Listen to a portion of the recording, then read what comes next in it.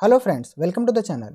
इस data structure के series में हम लोग लेक्चर नंबर 3 देख रहे हैं, जिसमें हम लोग देखेंगे स्पार्स मैट्रिक्स और हैश टेबल।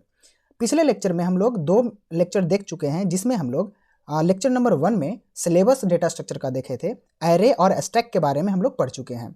लेक्चर नंबर 2 में हम लोग क्यू और लिंक लिस्ट के बारे में देख चुके हैं। तो ये दोनों वीडियो अगर आप नहीं देखे हैं तो आप प्लेलिस्ट में जा करके देख लीजिए, ताकि आपको इस वीडियो में अच्छे से समझ में आए। ये सीरीज उन सभी के लिए इंपॉर्टेंट है जो कंप्यूटर साइंस रिलेटेड से कोई भी कंपटीशन लेवल का एग्जाम के लिए तैयारी कर रहे हैं। तो वीडियो को स्टार्ट करते हैं और देखते हैं कि स्पार्स मैट्रिक्स क्या होता है। उसके बाद हम लोग देखेंगे हैश टेबल क्या होता है। तो स्टार्ट करते हैं स्पार्स मैट्रिक्स से। स्पार्स मैट्रिक्स जो है सो एक 2D एरे का ही एक रिप्रेजेंटेशन है, जो एक मैट्रिक्स के फॉर्म में रहता है। मैट्रिक्स में हम लोग जानते हैं कि रो और कॉलम होता है, रो और कॉलम के फॉर्मेशन से ही हम एक मैट्रिक्स बना पाते हैं। तो उसी तरह से जो स्पार्स मैट्रिक्स है उसमें भी रो और कॉलम होता है, जो कि एरे के फॉर्म में होता है। यहाँ पर स्पार्स मैट्रिक्स का डेफिनेशन है, sparse matrix are a special type of matrix that have a large number of element with a value of 0। Means कि वैसा मैट्रिक्स जिसमें जो एलिमेंट होगा वो ज़्यादातर 0 होंगे। मीन्स अगर हम कोई भी 3x3 का अगर हम मैट्रिक्स बनाते हैं, कोई भी 3x3 यानी 3 रो और 3 कॉलम का अगर हम मैट्रिक्स बनाते हैं, जिसमें ज़्यादातर एलिमेंट हम 0 रखेंगे और कुछ ही एलिमेंट जो होगा वो हम नॉन 0 रखेंगे। मीन्स 0 0 1 0 2 0 0 0 0 इस तरह से हम बनाएं। इसमें आप देखिए कि ज़्यादातर एलिमेंट 0 है, इसमें 2 ही एलिमेंट है जो नॉन 0 है। इस तरह का अगर मैट्रिक्स आपको दिखे तो उसे आप स्पार्स मैट्रिक्स बोल सकते हैं। इसी का उल्टा अगर कोई मैट्रिक्स अगर 3x3 का है, लेकिन उसमें जो एलिमेंट है वो नॉन 0 एलिमेंट ज़्यादा है और 0 वाला एलिमेंट कम है, तो उसे हम डेंस मैट्रिक्स बोलते हैं। यानी 3x3 का हम मैट्रिक्स लेते हैं और इसमें हम ज़्यादातर एलिमेंट नॉन 0 रखते हैं। मीन्स 1 2 यहाँ पे 0 लिख लेते हैं, 0 2 3 4 5 6 7। तो इस तरह का मैट्रिक्स को डेंस मैट्रिक्स बोलेंगे, क्योंकि इसमें नॉन 0 जो एलिमेंट है वो ज़्यादा है और 0 एलिमेंट कम है। तो यहाँ पे 2 तरह का मैट्रिक्स देखें, एक है स्पार्स और दूसरा डेंस। ठीक है, ये दोनों आपको क्लियर होना चाहिए कि स्पार्स मैट्रिक्स में ज़्यादातर एलिमेंट 0 होंगे और डेंस उस मैट्रिक्स को बोलेंगे जिसमें नॉन 0 जो वैल्यूज हैं वो ज़्यादा होंगे। नेक्स्ट पॉइंट में देखते हैं, इसमें लिखा हुआ this type of matrix used in image processing. Means इसका कहने का मतलब कि जो स्पार्स मैट्रिक्स हम आखिर क्यों हम लोग यूज में लाते हैं। तो स्पार्स मैट्रिक्स का यूज जो है सो इमेज प्रोसेसिंग में किया जाता है या फिर ऑप्टिमाइजेशन प्रॉब्लम में किया जाता है, क्योंकि जो इमेज प्रोसेसिंग में हम वही पिक्सल को वैल्यू देते हैं, यानी उस पिक्सल को हम लोग स्टोर करते हैं जिसका इंपॉर्टेंस उस पिक्चर के लिए ज़्यादा हो। तो इसीलिए स्पार्स मैट्रिक्स को इमेज प्रोसेसिंग में यूज किया जाता है।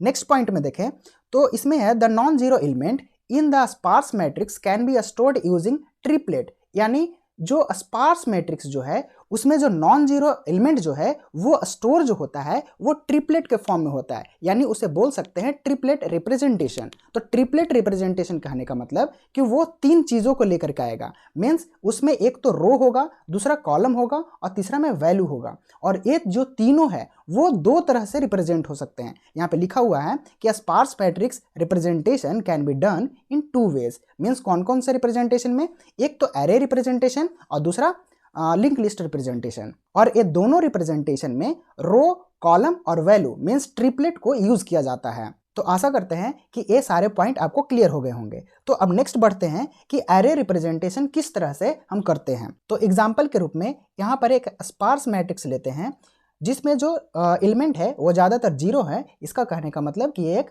स्पार्स मैट्रिक्स है। यहाँ पर जो एलिमेंट दिए गए हैं उसका रो और कॉलम है। मीन्स इसमें देखेंगे कि ये कितना रो और कितना कॉलम का मैट्रिक्स है। यहाँ पर देखिए कि कितना रो है, 5 रो है, 5 रो है और 4 कॉलम है। मीन्स 5x4 का मैट्रिक्स है। अब ये 5x4 का जो मैट्रिक्स है उसका एरे रिप्रेजेंटेशन कर लेते हैं, मीन्स इंडेक्सिंग कर लेते हैं। तो एरे का इंडेक्सिंग 0 से स्टार्ट होता है, इसलिए यहाँ पे जो कॉलम का जो हम इंडेक्सिंग करेंगे 0 1 2 3, यहाँ पे 4 कॉलम था यानी 0 से 3 कर ये इंडेक्स हो गया। इसके बाद अगर हम रो को देखें तो रो में 0 1 2 3 4 यानी 5 रो था, तो यहाँ पे 0 से 4 तक के इसका इंडेक्सिंग हो गया। अब इसी वैल्यू के माध्यम से हम इसमें वैल्यू को इनपुट करेंगे। मीन्स एरे का जो रिप्रेजेंटेशन है वो ट्रिपलेट के फॉर्म में होने वाला है। तो ट्रिपलेट में हम लोग जानते हैं कि जो पहला एरे होता है वो रो का होता है, दूसरा एरे कॉलम का और तीसरा एरे वैल्यू का। तो यहाँ पे हर एक वैल्यू के लिए ही हम रो को या फिर कॉलम को लिखेंगे, और जो जीरो है उसके लिए हम नहीं लिखेंगे। जो वैल्यू है मीन्स जो नॉन जीरो एलिमेंट है उसी को हम वैल्यू में लिखेंगे। तो यहाँ पे कौन कौन से नॉन जीरो हैं? 3 है, 1 है, 7 है, 2 है और 4 है। तो हम स्टार्ट करते हैं 3 से। तो 3 हम वैल्यू में रखें और इसका रो और कॉलम देखेंगे तो क्या है? 0 और 3। तो 0 रो है और कॉलम 3 है। उसी तरह से आगे अगर फिल करें तो 1 के लिए मीन्स 1 वैल्यू के लिए, 1 यहाँ पे वैल्यू है, इस वैल्यू के लिए रो और कॉलम कौन सा है? 1 और 0। 1 रो है और कॉलम 0 है। नेक्स्ट नॉन जीरो जो एलिमेंट है वो 7 है। तो 7 के लिए यहाँ पे रो और कॉलम देखें तो 3 रो और 1 कॉलम, 3 रो और कॉलम नंबर 1। नेक्स्ट 2 है, नेक्स्ट एलिमेंट 2 है यहाँ पे। तो 2 है तो 2 के लिए जो रो है 3 है और कॉलम 3 है, तो 3 3। नेक्स्ट नॉन जीरो एलिमेंट 4 है। तो इसके लिए एक और हम इंडेक्स बना लेते हैं। यहाँ पर वैल्यू में 4 होगा और उसके बाद जो रो है और कॉलम है, रो 4 है और कॉलम 3 है, रो 4 है, कॉलम 3 है। तो इस तरह से एरे रिप्रेजेंटेशन ट्रिपलेट के माध्यम से होता है। अब हम इसी स्पार्स मैट्रिक्स का लिंक लिस्ट रिप्रेजेंटेशन देखते हैं कि अगर लिंक लिस्ट रिप्रेजेंटेशन दिया रहे तो किस तरह से नॉन जीरो एलिमेंट फिल होंगे। तो इसमें भी जो लिंक लिस्ट होता है, यानी जो भी हमारे पास ब्लॉक है, तो ब्लॉक का साइज 4 रखेंगे। जो 4 ब्लॉक होगा जिसमें पहला जो ब्लॉक है उसमें रो होगा, दूसरा ब्लॉक में कॉलम होगा और तीसरा ब्लॉक में वैल्यू होगा। जो 4th ब्लॉक होगा वो एक पॉइंटर का काम करेगा जो नेक्स्ट ब्लॉक को कनेक्ट करेगा, pointer to the next block. तो आइए यहाँ पे फिल करते हैं और देखते हैं कि लिंक लिस्ट किस तरह से कंस्ट्रक्ट होता है। तो पहला नॉन जीरो एलिमेंट 3 है, तो 3 जो है सो यहाँ 3rd नंबर ब्लॉक में आएगा। उसके बाद जो रो है और कॉलम है, रो नंबर 0 और कॉलम नंबर 3। उसके बाद ये जो पॉइंटर है वो नेक्स्ट नोड को पॉइंट करेगा। ओके, इसके बाद जो इस नोड को अगर फिल करेंगे तो देखेंगे कौन सा एलिमेंट इसके बाद आता है। इसके बाद 1 है, 1 को इस 3 नंबर इंडेक्स में हम फिल करेंगे और इसमें रो और कॉलम आएगा। रो कितना है? 1 है और कॉलम 0 है, मीन्स 1 और 0। इसी तरह से जो पॉइंटर है वो नेक्स्ट नोड को पॉइंट करेगा। नेक्स्ट एलिमेंट 7 है, तो 7 यहाँ पे लिखाएगा। इसके बाद रो कितना है? रो 3 कॉलम 1। फिर से इसका पॉइंटर नेक्स्ट नोड को पॉइंट करेगा और यहाँ पे वैल्यू है 2। 2 के लिए रो और कॉलम देखें तो 3 और 3 है, मीन्स 3 रो और 3 कॉलम। इसके बाद और भी एक एलिमेंट बचा हुआ है, तो ये भी पॉइंटर नेक्स्ट नोड को पॉइंट करेगा। यहाँ पर जो वैल्यू है वो 4 है। इसके लिए रो और कॉलम 4 और 3 है, यानी 4th रो और कॉलम 3rd। अब देखिए कि यहाँ पे एलिमेंट खत्म हो चुका है, तो ये जो लास्ट पॉइंटर है वो नल की ओर पॉइंट करना स्टार्ट कर देगा, means a link list complete हो चुका है। तो इस तरह से एरे और link list representation sparse matrix को किया जाता है। तो बेसिकली यहाँ पर स्पार्स मैट्रिक्स क्या है कि वैसा मैट्रिक्स जिसमें ज़्यादातर एलिमेंट 0 हो और नॉन जीरो का एलिमेंट बहुत ही कम हो, उसे हम स्पार्स मैट्रिक्स कहेंगे। ये इमेज प्रोसेसिंग के लिए यूज़ किया जाता है। इसका जो नॉन जीरो एलिमेंट होते हैं वो स्पार्स मैट्रिक्स में जो स्टोर किए जाते हैं वो ट्रिपलेट के फॉर्म में होते हैं। जो ट्रिपलेट होता है वो रो, कॉलम और वैल्यू को दर्शाता है। इसका जो रिप्रेजेंटेशन है वो 2 तरह से किया जाता है, एरे रिप्रेजेंटेशन और लिंक लिस्ट रिप्रेजेंटेशन। वो दोनों को हम यहाँ पे देख चुके हैं, तो यहाँ तक क्लियर होगा। नेक्स्ट हम लोग देख लेते हैं हैश टेबल। तो हैश टेबल एक तरह का डेटा स्ट्रक्चर है जो हैश फंक्शन को यूज करके कंस्ट्रक्ट किया जाता है।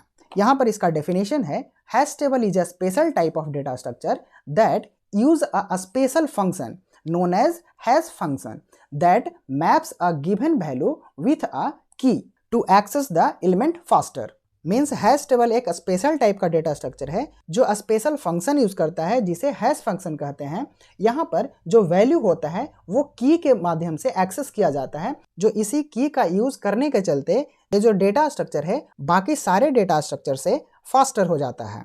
इसमें कुछ पॉइंट देखें। It store the data in associative manner, data is stored in array format and insertion and search operation are very fast, so time complexity is order of 1। Means hash data structure में जो data है वो जो store किया जाता है वो एक एरे फॉर्मेट रूप में स्टोर किया जाता है और इसमें की के माध्यम से इंसर्शन या सर्चिंग करने का जो ऑपरेशन है वो बहुत ज़्यादा फास्ट हो जाता है, इसीलिए जो इसका टाइम कॉम्प्लेक्सिटी है वो ऑर्डर ऑफ 1 है।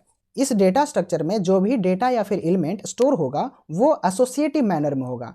एसोसिएटिव मैनर कहने का मतलब कि जो यहाँ पे की है उसी से अटैच रहेगा। यहाँ पे जो की है वो एक तरह का इंडेक्स वैल्यू ही है। यहाँ पे इंडेक्स वैल्यू एरे के इंडेक्सिंग से ही लेते हैं, मीन्स एरे का इंडेक्सिंग 0 से स्टार्ट होता है तो 0 1 2 3 4 5 इस तरह से जाते जाएगा, और जो की है वो इसी इंडेक्सिंग वैल्यू को दर्शाएगा। और ये जो की है वो हम हैश फंक्शन से निकालते हैं, और इसी हैश फंक्शन को निकाल करके उस डेटा को इस की से हम अटैच कर देते हैं, इसीलिए हम इसे एसोसिएटिव मैनर बोलते हैं। नेक्स्ट अब हम देख लेते हैं कि हैशिंग टेक्निक क्या है। इसी हैश टेक्निक की मदद से हम लोग डेटा को स्टोर कर पाते हैं। तो यहाँ पे जो डेफिनेशन है इसका लिखा हुआ है, hashing is a technique to convert a range of key value into a range of index of an array. Means जो की वैल्यू है उसे हम अरे का इंडेक्स वैल्यू में हम कन्वर्ट कर पाते हैं। यहाँ पर जो भी वैल्यू को इंसर्ट करना हो या फिर सर्च करना हो तो उसे हम मॉड्यूलो ऑपरेटर के यूज से हम रेंज निकालते हैं और उस की वैल्यू को हम स्टोर कर पाते हैं। तो यहाँ पर हम एग्जाम्पल के माध्यम से देखते हैं कि किस तरह से इस की को हम हैश टेबल में स्टोर कर पाते हैं। तो यहाँ पर सर्च की दिया हुआ है जो एक तरह का हमारे पास डेटा है। यहाँ पर सर्चिंग की में टोटल 6 डेटा है, तो इस 6 डेटा को हमें हैश टेबल में रिप्रेजेंट कराना है। यहाँ पर हैशिंग फंक्शन को देखें तो हैशिंग फंक्शन के मोड 10 होता है या फिर के मोड n होता है। तो आपको क्वेश्चन में पहले से बता दिया जाएगा कि के मोड 10 यूज करना है या फिर के मोड n यूज करना है। अगर आपको कुछ भी नहीं दिया हो तो के मोड 10 को यूज करना है, और इसी हैश फंक्शन के माध्यम से ही हम लोग ये डिसाइड कर पाते हैं कि जो हैश टेबल का जो साइज होगा, जो उसका एरे का साइज होगा वो कितना होगा। अगर हैश फंक्शन के मोड 10 दिया हुआ है तो उसमें जो हैश टेबल का जो एरे होगा वो 10 इंडेक्स का होगा, और अगर के मोड n दिया हुआ है तो वो n नंबर का इंडेक्स होगा। क्वेश्चन में इस n के जगह पर कोई नंबर भी दे सकता है, तो इसी नंबर के अनुसार आप डिसाइड कीजिएगा कि जो एरे का जो साइज होगा वो कितना इंडेक्स का होगा। अगर यहाँ पे के मोड 6 दिया हुआ रहता तो यहाँ पे जो हैश टेबल का जो साइज था उस एरे का साइज 6 ब्लॉक का यानी 6 इंडेक्स का होता। तो मान लीजिए हमें के मोड 10 का यूज करना है, तो के मोड 10 को यूज करने के लिए जो हम एरे बनाएंगे वो 10 साइज का बनाएंगे यानी 10 इंडेक्स का बनाएंगे। जो एरे बनाएंगे वो कुछ इस तरह से बनाएंगे कि वो एक वर्टिकल शेप में हो, और आप जानते हैं कि जो एरे का जो इंडेक्सिंग होता है वो 0 से स्टार्ट होता है और टिल यहाँ पे कितना तक जाएगा, 9 तक जाएगा। तो अब हम देखते हैं कि इस सर्च की को हैश फंक्शन के माध्यम से इस हैश टेबल में किस तरह से फिल करते हैं। तो यहाँ पर हमने हैश टेबल को बना लिया है जिसमें हम लोग फंक्शन यूज कर रहे हैं के मोड 10 का। तो के मोड 10 के लिए हमें कितना साइज चाहिए टेबल का, 10 इंडेक्स का साइज चाहिए। तो यहाँ पर 0 से 9 तक होगा, मीन्स 0 1 2 3 4 5 6 7 8 9 इस तरह से हमने इंडेक्सिंग कर लिया। अब हम लोग बारी बारी से सर्च की को लेंगे और के मोड 10 फंक्शन को यूज करेंगे उसमें। तो यहाँ पर के जगह पे सर्च की को रखेंगे। तो पहला हम लेते हैं 12 को के जगह पे रखें और मोड 10 किए तो इसका रिजल्ट कितना आएगा, 2। मीन्स जो रिमाइंडर होता है वही मोड रिप्रेजेंट करता है। तो इसका रिजल्ट 2 आया, यानी इस 2 का कहने का मतलब है कि 2 हमारे पास एक की बन गया जो कि इस 12 डेटा को रिप्रेजेंट करेगा। मतलब कि इस टेबल में देखें तो सेकेंड नंबर वाले की जो है यहाँ पे जो की है so second number means 2 number पे ये 12 को रिप्रेजेंट करेगा। तो हम यहाँ पे जो डेटा है वो फिल कर लेंगे इसमें 12। तो यहाँ पे हैश टेबल में सेकेंड नंबर पे 12 आ गया। अब नेक्स्ट हम इस सर्च की में 8 को लेते हैं, 8 को के जगह पे रखेंगे और मोड 10 करेंगे तो इसका जो रिजल्ट है वो 8 ही आएगा। तो 8 एक तरह का की बन गया, यानी 8 पोजीशन पर यह 8 होगा। ठीक है, तो 8 जगह पे 8 रख दिए। नेक्स्ट सर्च की है 24 मोड 10 करेंगे तो इसका रिजल्ट 4 आएगा। मीन्स इस 4 नंबर पे यानी 4th इंडेक्स पे 24 होगा, 4th इंडेक्स पे 24 होगा। इस तरह से हम फिल करते जाएंगे। अब नेक्स्ट ले लेते हैं 71 में मॉड 10 करेंगे तो इसका रिजल्ट 1 आएगा, यानी फर्स्ट वाले जो इंडेक्स है उस पे 71 आएगा। तो 71 यहाँ पे आ गया। नेक्स्ट 33 है, 33 मोड 10 करेंगे तो यहाँ पे रिजल्ट 3 आएगा, यानी थर्ड नंबर पे हमारा 33 आ जाएगा। नेक्स्ट एंड लास्ट है 42 मोड 10, इसका आंसर 2 होगा। तो यहाँ पे 2 यानी सेकंड नंबर पे 42 होगा। तो यहाँ पे देखिए कि आपका सेकंड नंबर पे ऑलरेडी यहाँ पे बैठा हुआ है कोई अदर एलिमेंट यानी अदर डेटा, तो यहाँ पे आ ही नहीं सकता है। तो इसके लिए एक सब्स्टिट्यूट है जो कि चेनिंग प्रोसेस कहलाता है। चेनिंग प्रोसेस में हम लोग इस हैश टेबल का जो एरे है उसमें हम लोग लिंक लिस्ट को ऐड कर देते हैं।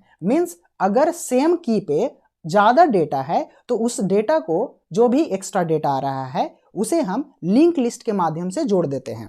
तो यहाँ पे लिंक लिस्ट के माध्यम से हम यहाँ पे जोड़ देंगे कि इस पे एक और डेटा है। कौन सा डेटा है? 42 डेटा है। ठीक है, यानी सेकंड नंबर ब्लॉक पे यानी सेकंड नंबर इंडेक्स पे यहाँ पे क्या आ गया? 12 आ गया और 42 आ गया। इसे हम कौन सा प्रोसेस कहते हैं? इसे हम लोग चेनिंग बोलते हैं। अदर वर्ड में इसे हम लोग ओपन हैशिंग भी बोलते हैं। तो इस तरह से इस सारे सर्च की को हम लोग इस हैश टेबल में फिल कर लिए और जो भी खाली रह गया वो एज इट इज ऐसे ही रह जाएगा। और अगर हमें सर्च करना हुआ तो इसी तरह से हम इस हैश फंक्शन का यूज करके उस पार्टिकुलर लोकेशन पे डायरेक्टली हम पहुंच करके उसको हम सर्च कर सकते हैं। तो इसी तरह का एक और क्वेश्चन हम देंगे जो कि कमेंट में होगा, उसे आप कमेंट में ही आंसर दीजिएगा। तो ये कंप्लीट हो गया हैश टेबल और स्पार्स मैट्रिक्स। नेक्स्ट आने वाले वीडियो में हम लोग देखेंगे ट्री और ट्री का टाइप्स और उसका क्वेश्चन। तो इस वीडियो में इतना ही रखते हैं। आशा करते हैं कि यह वीडियो आपको अच्छा लगा होगा। ये वीडियो उन तक भी शेयर करें जो भी कंप्यूटर साइंस रिलेटेड एग्जाम जैसे Bihar state, BPSC, TRE, TGT, PGT computer science का तैयारी कर रहे हैं या फिर सीयूईटी, पीजी, एमसीए या फिर एमटेक के लिए प्रिपरेशन कर रहे हैं, उन सभी के लिए यह वीडियो इंपॉर्टेंट है। तो आप उन तक ये वीडियो शेयर करें ताकि उनको भी हेल्प हो जाए। Okay, thank you.